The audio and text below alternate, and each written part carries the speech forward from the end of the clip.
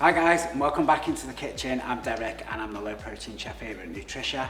Today we've got another recipe for you guys, and this is a step-by-step showing you how to make short crust pastry. This pastry we can use in so many different ways, so it's kind of one of them recipes that's really good to have in your repertoire. In the bowl I've got 200 grams of our Loprofin mix. To that I'm going to add 2 teaspoons of Loprofin Egg Replacer, sprinkle that in, and then just with a knife, just give that a little mix so everything is combined. And then to that, we're going to add 50 grams of butter. This is fridge cold butter, and I've just chopped it into cubes.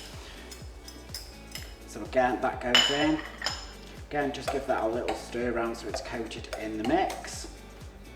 And then we've got 50 grams of hard white fat. This you can find in the fridge section of the supermarket, and it's near the baking butters, so this is what you need to look for. You can use lard as well because it's a low protein, but people tend to go for that vegetable fat. So again, in there, and then we're going to get our fingers in and get messy. So when you're rubbing fat into the flour, what you want to do is grab it, and with your thumbs we're just going to flutter away. So we're just going to rub in, bring up. Again, you can do this stage in a food processor or a stand mixer, but as you can see, it's really easy to do just by hand and doesn't take very long at all. So the texture we're looking for is breadcrumbs. So you can see that that white mix has then gone quite crumbly because we've incorporated all of the fat. And then we're going to add some ice cold water. So start with about 3 spoons, and then you can always add some more. Don't go too heavy on the water. Again, that's still a little bit dry, so we're going to go in. Let's add another 3.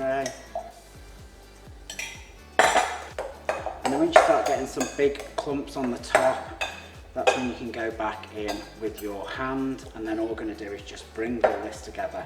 So just gently bring all of the crumbs into the mixture, and then once you've got a nice sticky mass like me, we're going to just pop it in some cling film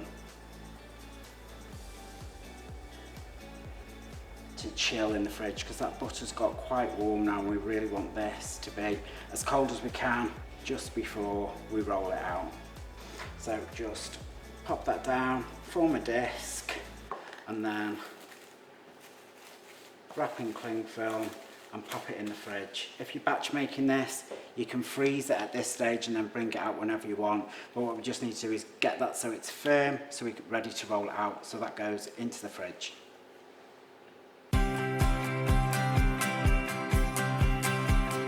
So guys, the pastry's come out of the fridge. It's been in there for about 20 minutes, just so it gets completely cold. And then I'm going to show you how to line a flan dish, but it's the same with individual, family size. It's all the same principle of rolling out. If you're not comfortable with pastry and you want to roll it between 2 pieces of greaseproof paper, you can do, but once it's chilled, there's no need. So in the bowl, I've just got some more Loprofin mix, and I'm just going to dust the surface. Again, and on top and on the rolling pin. So when we roll, what we want to do is keep even pressure. You don't want to take it so it goes to your wrist, because it will skew the pastry. So put the rolling pin in the middle and roll out half, and then do a quarter turn, and again in the middle, and then roll out, and it's even pressure. And then just keep going until you get the desired size that you need. And whatever thickness. If you're going to do like an apple pie, you might need the pastry slightly thicker.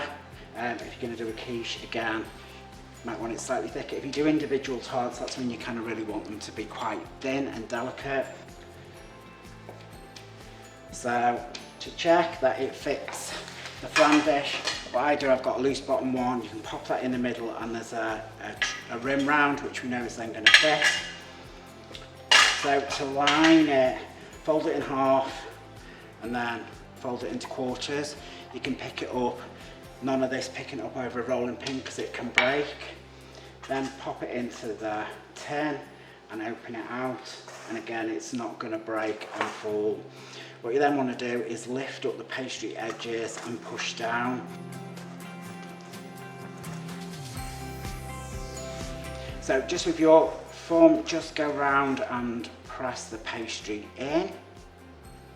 And then what we're going to do is, just with a sharp knife, just trim any excess around.